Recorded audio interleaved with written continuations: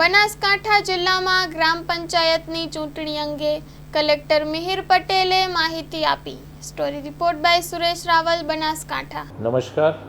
આગામી 22 જૂનના રોજ બનાસકાંઠા જિલ્લાની 614 ગ્રામ પંચાયતોમાં ચૂંટણીનું આયોજન થવાનું છે.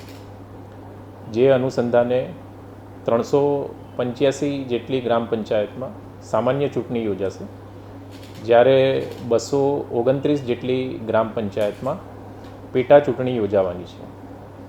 કુલ 614 જે ગ્રામ પંચાયત છે એમાં 406 જેટલી સરપંચની જગ્યા માટે ચૂંટણી યોજાવાની છે અને 3570 પંચાયતના જે સભ્ય છે એમના માટે ચૂંટણી યોજાવાની છે.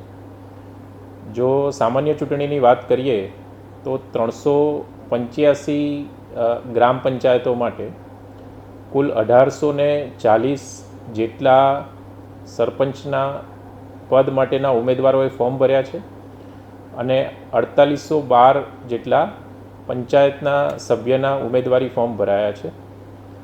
પેટા ચૂંટણીની વાત કરીએ તો 229 ગ્રામ પંચાયતોમાંથી 57 જેટલા સરપંચ પદ માટેના ઉમેદવારી ફોર્મ ભરવામાં આવ્યા છે અને 151 જેટલા પંચાયતના સભ્ય માટેના ઉમેદવારી ફોર્મ ભરવામાં આવ્યા છે.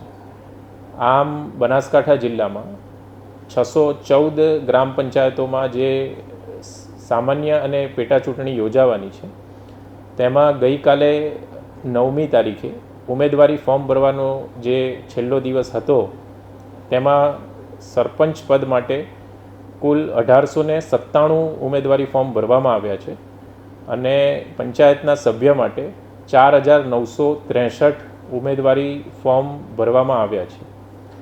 આજરોજ સ્ક્રુટિની થશે અને ઉમેદવારી ફોર્મ પરત ખેંચવાની પ્રક્રિયા પૂર્ણ થાય તેના બાદ 614 ગ્રામ પંચાયતોમાંથી કેટલી ગ્રામ પંચાયત સમરસ બને છે તેની જે ચોક્કસ માહિતી છે એ આપણને મળી શકશે. ધન્યવાદ.